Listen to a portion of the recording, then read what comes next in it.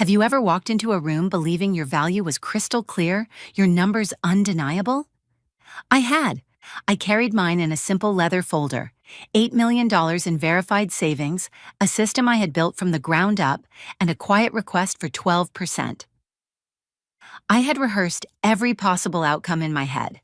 A negotiation, a polite refusal, maybe even a promise for the next quarter. The one scenario I never prepared for was the sound of laughter. It wasn't loud. It was a soft, dismissive scoff that told me in an instant that I wasn't seen as an architect, but as a utility, a tool that had simply done its job. So if you're watching this right now, maybe in your car, maybe on your lunch break, just tell me one thing. Where are you listening from? Drop your city or country in the comments. I want to know how far this story travels, and if something in you recognizes something in this, stay with me. My name is Sarah, and for the last 8 years, I have been a systems architect at Juno Corporation. My job, by design, was never to be in the spotlight. It was to be the quiet, invisible foundation beneath it, the person who made sure the complex machinery of our global logistics moved with such seamless elegance that no one ever had to think about it. I was raised to believe in data over drama, in elegant solutions over office politics. I held the naive conviction that if the work was good enough, it would speak for itself. That was my first and most profound mistake. The chief executive officer's office was on the top floor, a world of polished mahogany and soundproof glass that seemed to float above the city. I sat across from the man who ran it all, Marcus Thorne, feeling the familiar weight of my leather-bound report. Inside were pages dense with numbers and clean, undeniable charts. They represented more than just data. They were the artifacts of 1,000 sleepless hours, the proof of an obsession to create something not just functional, but nearly perfect. The new automated routing platform I designed had saved the company a verified $8 million in just 2 quarters, and I had come to present the facts. I walked him through the data with a calm precision, pointing out the cascading efficiencies and the millions in operational waste we had permanently eliminated. My voice was steady as I reached the final page. Based on this direct and significant contribution to our bottom line, I concluded, I believe a 12% salary adjustment is a fair reflection of that value. I finished my sentence and held his gaze, expecting a discussion, a negotiation, the professional exchange of 2 people looking at the same set of facts. Marcus didn't look at the report again. He simply leaned back in his expensive leather chair, the kind that was too well made to ever creak, and a small, dry smile touched his lips. It was then that the sound came, the quiet, dismissive scoff that I had not prepared for. He looked at me, his eyes glossing over with polite boredom, not as a valued employee, but as if I were a mildly interesting puzzle he had just solved. "Sarah," he said, his voice smooth and patronizing, "we reward architects of the company's vision, not the janitors who keep the lights on. You've been well compensated for that. You've done your job, and this report is the outcome." In that one moment, the entire room went silent. The low hum of the city outside the expansive glass faded away. My hand holding the folder didn't tremble. It simply went still, my fingers pressing into the leather. He hadn't just said no. He had drawn a line in the sand, placing me on the side of maintenance while he stood on the side of creation. He saw a perfectly running engine, but had no curiosity about the person who designed and built every gear from a blank page. The greatest innovation of my career, the system that was now our company's core advantage, was, in his eyes, just janitorial work. I collected my report from the polished table, my movements deliberate and slow. "I see," I said, my voice as neutral as I could make it. "Thank you for your time." He thought it was over, but in that moment I made a decision. I wouldn't get angry. I would get organized. I walked back to my desk through the open plan office, the familiar landscape of cubicles and quiet chatter suddenly feeling like a foreign country. The ambient noise of keyboards clicking and phones ringing softly seemed to bend around me, as if I were encased in a bubble of profound silence. My mind replayed his words, not with the heat of indignation, but with the cold, analytical precision of a system diagnosing a fatal error. He hadn't just misjudged my value, he had revealed the fundamental operating principle of the entire machine, a machine I now saw with perfect, chilling clarity. Credit flows up while work trickles down. When I sat down, my computer screen was still on, displaying our company's internal homepage. Dominating the page was a large, professionally shot photograph of Marcus Thorne, smiling with a confidence that seemed boundless. The headline beneath it read, "A New Vision, Marcus Thorne's Leadership Transforms Our Supply Chain." I read the article, a masterpiece of corporate prose that spoke of synergistic realignment and top-down strategic implementation. It was describing my system, my architecture, the one I had poured my life into, but my name was nowhere to be found. My identity had been stripped away and replaced by the smiling face of a man who likely couldn't tell a server from a spreadsheet. I was a ghost in my own creation. My gaze drifted from the screen to a small glass award in the corner of my desk, collecting a thin layer of dust.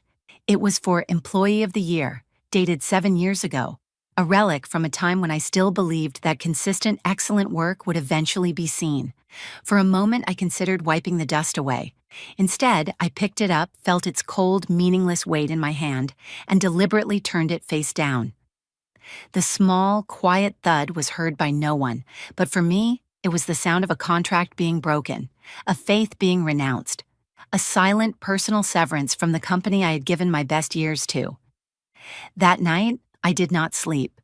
I went home and began a new project, one that was not commissioned by Juno Corporation and would never appear in any of their reports.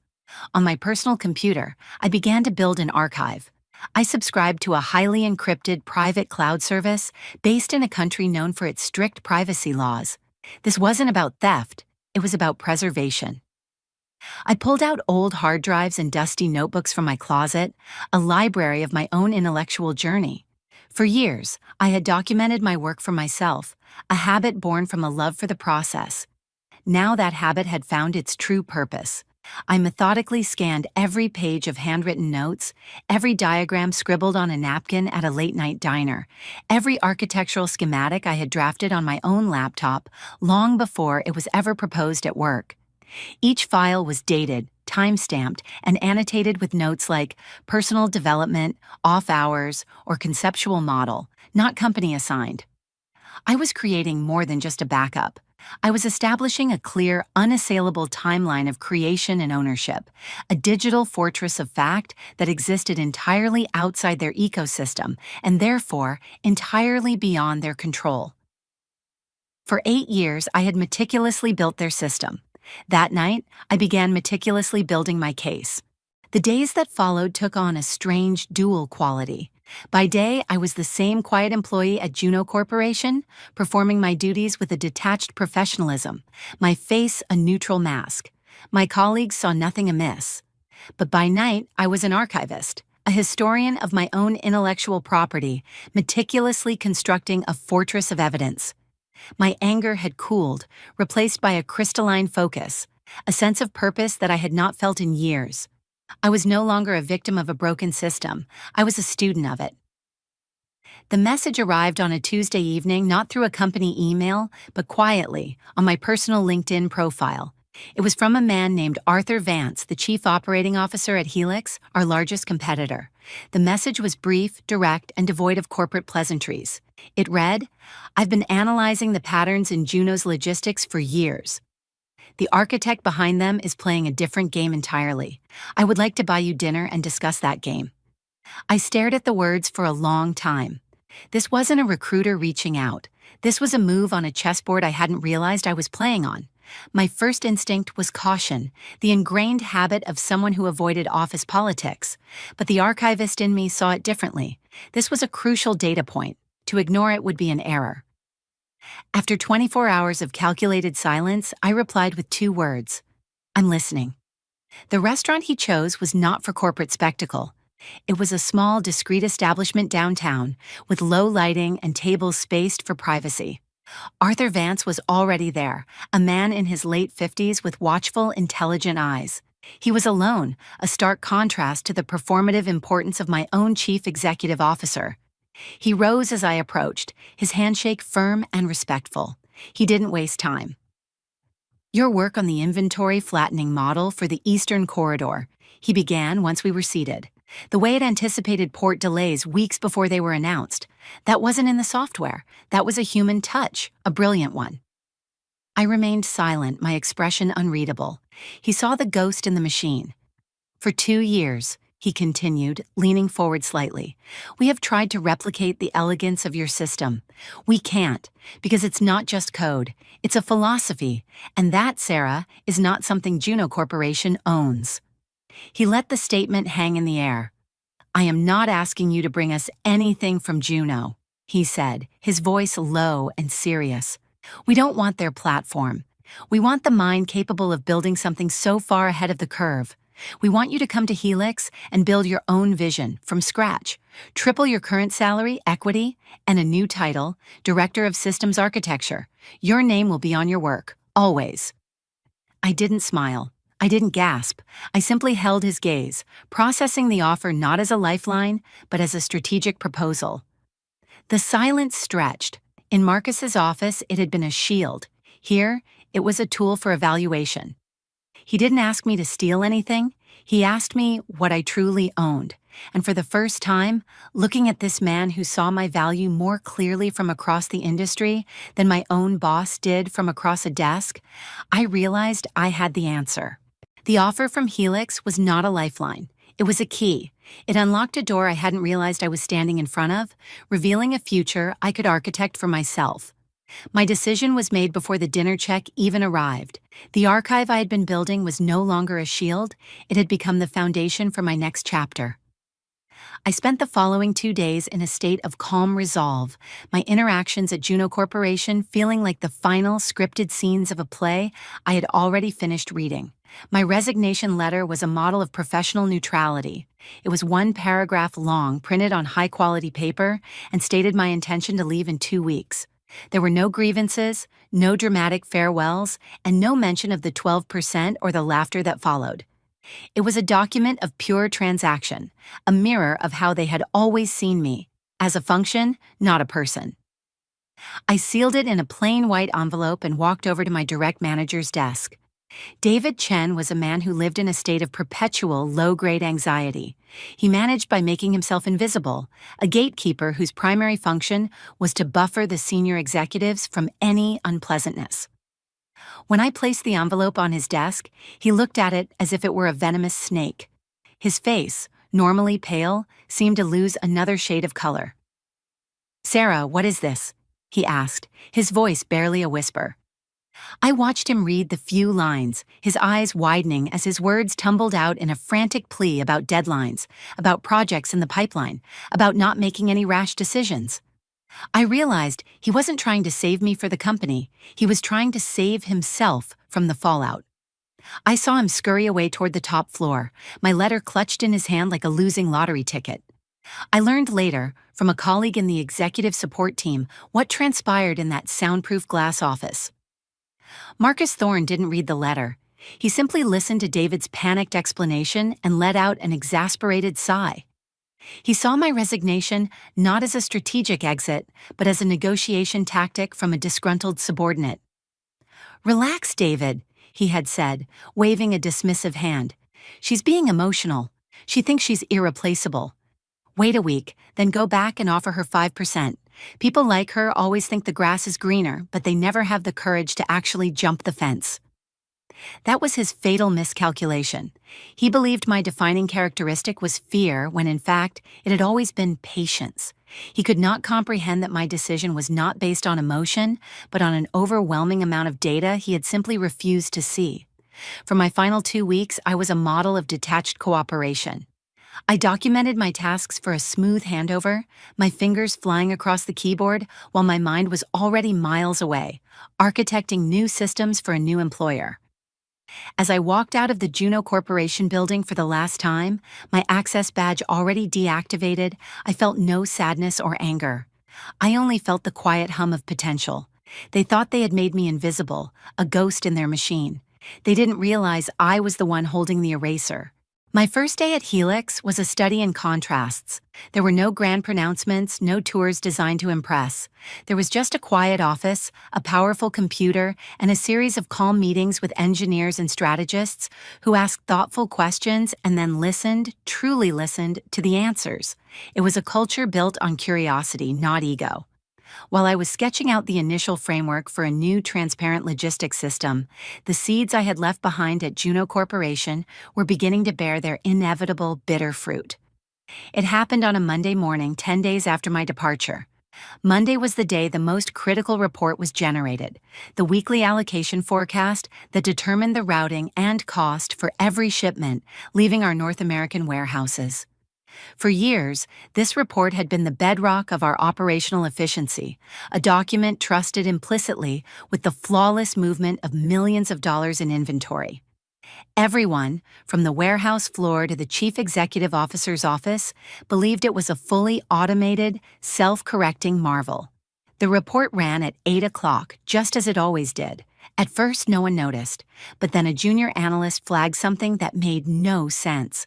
A massive shipment of high-value electronics, meant for a priority client in Singapore, was now being routed through Anchorage, Alaska. Then another error appeared. A fleet of trucks was being dispatched to a supplier in Ohio that had been decommissioned 3 months prior. On screens across the department, the confident green of the cost projection dashboards had turned a sudden, alarming red. I can picture David Chen sweating in his office, fielding frantic calls. I can see the team huddled around a monitor, frantically digging through the code, searching for a bug, a corrupted file, a glitch in the software. But they would find nothing. The system was performing perfectly. The code was executing every command with flawless precision. They were searching for a flaw in the machine, never suspecting the flaw was in their own understanding. What they didn't know was that the system's perfection relied on a 5-minute human intervention every Monday morning. It was a simple manual override I performed at the start of each week, a single parameter I would adjust to account for the subtle, real-world chaos of the week prior, a weather delay in the Midwest, a small slowdown at a port in California. It was an adjustment based not on a rigid set of rules, but on 8 years of accumulated intuition. It was a task so small and routine that no one had ever asked me to document it. They had only ever praised the perfect result. They had never once asked about the process. I heard later that David sent out a frantic all-caps email with the subject line, "Urgent, all hands on deck, forecast debug," to the entire division. 10 minutes later, a system-generated message appeared in everyone's inbox. David Chen has recalled this message. The panic had become public, and now they were trying to make it invisible again. The system hadn't broken. It was simply doing exactly what it was told to do, without the one person who knew what to tell it, and I was already starting my new job. A month passed. At Helix, I was immersed in the deep, satisfying work of creation. We were designing a new architecture from the ground up, built on principles of transparency and adaptability. The chaos at my old company was a distant rumor, a whisper I'd occasionally hear from former colleagues who were now quietly updating their own resumes. They spoke of persistent glitches, of delayed shipments, and inexplicable cost overruns that management was dismissing as transitional friction. I didn't pry. I didn't need to. I had designed the system and I knew its tolerances. The call came on a Wednesday afternoon, not on my new work line, but on my personal cell phone from a number I didn't recognize. I almost let it go to voicemail, but some instinct made me answer. The voice on the other end was young, strained, and spoke with a frantic energy that was jarringly familiar. "Sarah? Is this Sarah? My name is Jonah. I'm your replacement at Juno." I said nothing, letting the silence prompt him to continue. He spoke in a rush, his words tumbling over one another. He told me the anomaly from a few weeks ago was never fixed. It had become a constant, low-grade bleed. Small errors, daily miscalculations, forecasts that were always off by just enough to cause problems, but not enough to pinpoint a single source. He said he had been working 18-hour days, combing through the code, reverse engineering the logic. He was smart, he assured me. He knew the programming languages, he understood the architecture, but he couldn't stop the bleeding. And now, his voice cracked slightly, now they're blaming me. David says I must have changed a core parameter. Marcus Thorne told the entire management team that they may have overestimated the learning curve for the new hire. They're making it sound like I'm incompetent. He took a ragged breath. But I know I'm not. I've studied every line of code you wrote. It's perfect. It's like a work of art. But it feels like it's missing something, like it's missing you. The system wasn't just the code, was it? It was you. It was the most honest thing anyone from that company had ever said about my work. He had seen the truth that Marcus, in his corner office, had been blind to. He was asking for help, for a clue, for some secret key that would save him. He was asking me to fix the problem they had created. He was asking me to care. I listened to the rising panic in his voice, to the desperation of a man watching his career being scapegoated by the very people who had caused the failure. I thought about the 8 years I had given them. I thought about the sound of laughter in a soundproof room, and I thought about the new foundation I was building, a place where I would not be responsible for the errors of arrogant men. After a long silence, I said 4 words, my voice calm and devoid of any emotion. That's not my problem. Then I ended the call. A door had been closed a month ago. Now a wall was being built. At Helix, my focus was absolute, my work consuming. Yet, news from the outside world still found its way in. The industry was buzzing about Juno Corporation's impending triumph, a massive, 5-year exclusive contract with Cora Logistics, a deal rumored to be worth nearly $1 billion. It was the kind of company-defining victory that would erase a multitude of sins, justifying bonuses and sending stock prices soaring. I listened to the rumors with a detached irony, knowing the spectacular performance projections in that proposal were based on a system operating at a level of perfection that no longer existed. The first email arrived on a Monday, from a senior vice president in Juno's strategic accounts, a man I had met only once. The tone was professionally cheerful, carefully crafted to ignore the awkwardness of the situation. He wrote of the exciting final stages of the Cora deal and mentioned a minor piece of administrative housekeeping. Would I be willing, he asked, to provide a simple verification letter for the model's core assumptions? It was just a formality, he assured me, a box to be checked for the client's peace of mind. I read the email twice, savoring the bland corporate language that so cleverly concealed the underlying panic. They were asking me to stake my professional reputation on a system I knew was running on faulty premises, to guarantee a promise they could no longer keep. I moved the message to my archive, unanswered. 3 days later, a second email appeared. This time, it was from David Chen.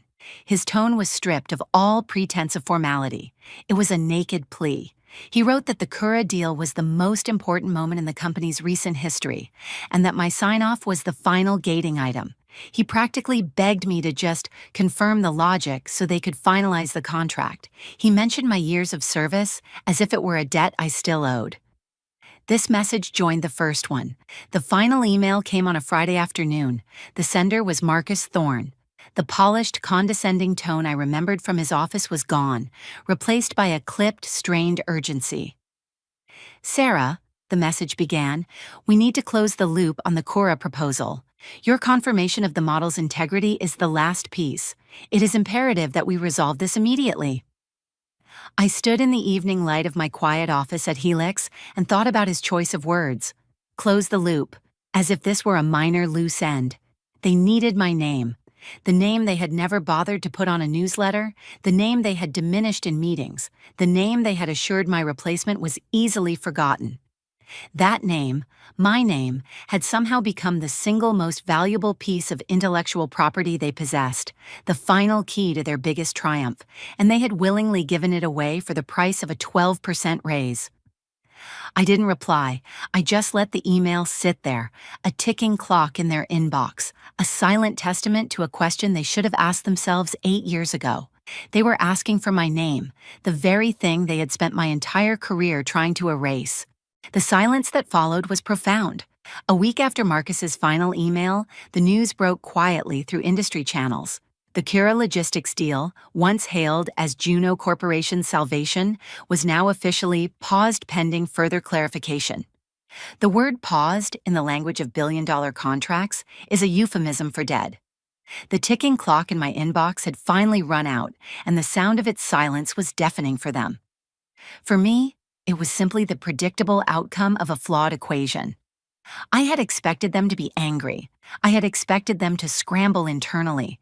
What I had not fully anticipated was the sheer velocity of their desperation.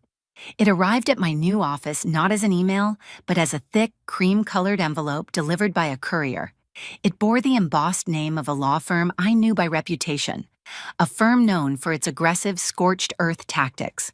This was not a negotiation. This was a declaration of war. Inside, on heavy, formal paper, was a notice of legal action. The language was a storm of accusations, words designed to intimidate and overwhelm. They accused me of unauthorized removal of proprietary assets, of malicious misappropriation of trade secrets, of violating my employment agreement. They claimed that the entire logistics platform, the one I had architected on my own time and documented in my private archive, was, and always had been, the sole property of Juno Corporation. They were trying to retroactively claim ownership of the very work they had refused to acknowledge for 8 years.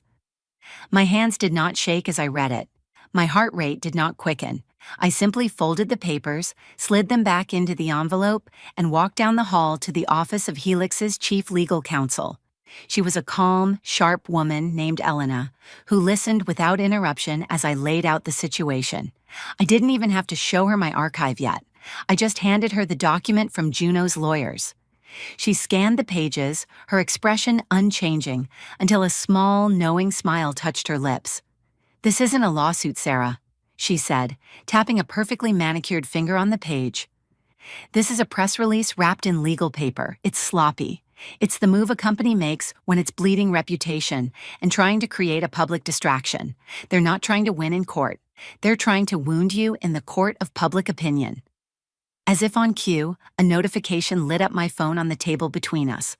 It was a headline from a major financial news service. Juno Corp sues former star architect alleging theft of billion-dollar platform. They hadn't even waited for me to be served properly. They had immediately leaked the story. They wanted to define the narrative, to paint me as a thief before I even had a chance to respond. They thought a lawsuit was a weapon. They didn't realize it was a stage. And they had just handed me the microphone. Their public attack was met with our private, methodical response. Juno's lawyers immediately filed for an emergency injunction, a legal move designed to stop me from working at Helix while the lawsuit proceeded. Their argument was that I was actively using their stolen intellectual property. It was a fast, aggressive maneuver intended to paralyze me and my new employer. It was also a fatal error because it forced the evidence into the light. In a quiet conference room at Helix, my lawyer Elena and I spent a day assembling the truth. We laid out my entire 8-year history, cross-referencing my personal, time-stamped archive with my official project assignments at Juno. The narrative that emerged was irrefutable.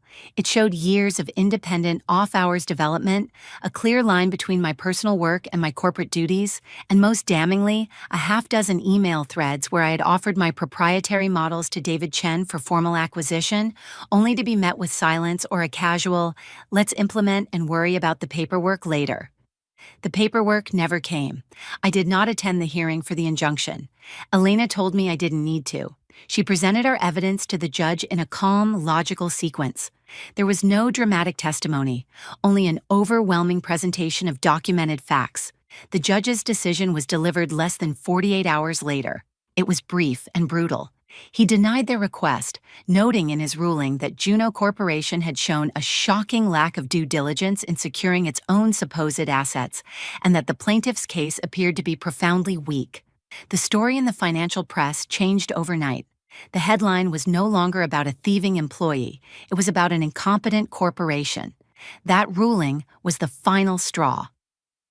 2 days later, a major investment fund that held a significant stake in Juno issued a public statement.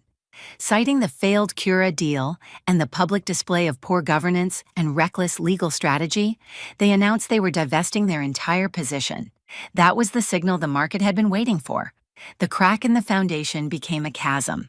From my office at Helix, I watched a financial news network on a muted television. The Juno Corporation stock ticker, once a steady line of green, was now a cascading waterfall of red, an avalanche from which there would be no recovery. The legal case was over in a flash, but the real judgment, the one from the market, was just beginning. The collapse was swift. Juno Corporation filed for bankruptcy protection within a month. Marcus Thorne was quietly dismissed by the board, a brief footnote in the financial press. The news barely registered with me. My focus was entirely on the future we were building at Helix, a company founded on the principles of transparency and respect, where good work was not just an outcome, but a celebrated process. One afternoon, I interviewed a familiar face for a position on my new team. Jonah, the young man who had replaced me. He was talented and earnest, a good engineer who had been caught in the gears of a broken machine. I hired him. In my new office, we don't have awards gathering dust on shelves. We have a large whiteboard that covers an entire wall. On it, we architect our systems, and next to every major component, there is a name. The creator is never invisible here. In the end, Marcus was right about one thing. He said his company rewarded architects. He just never realized that the quiet woman he saw as a janitor keeping the lights on was the one who had designed the entire building. And now, I was busy building cities. This story is a reminder that true power isn't always the loudest voice in the room. Silence is not weakness. Sometimes it is the most intelligent move on the board, a calculated strategy, not a retreat. My name was erased from their reports, so I built a legacy they could never own. If you have ever had to quietly walk away from a place that no longer saw your value, know that you are not alone in that silent strength.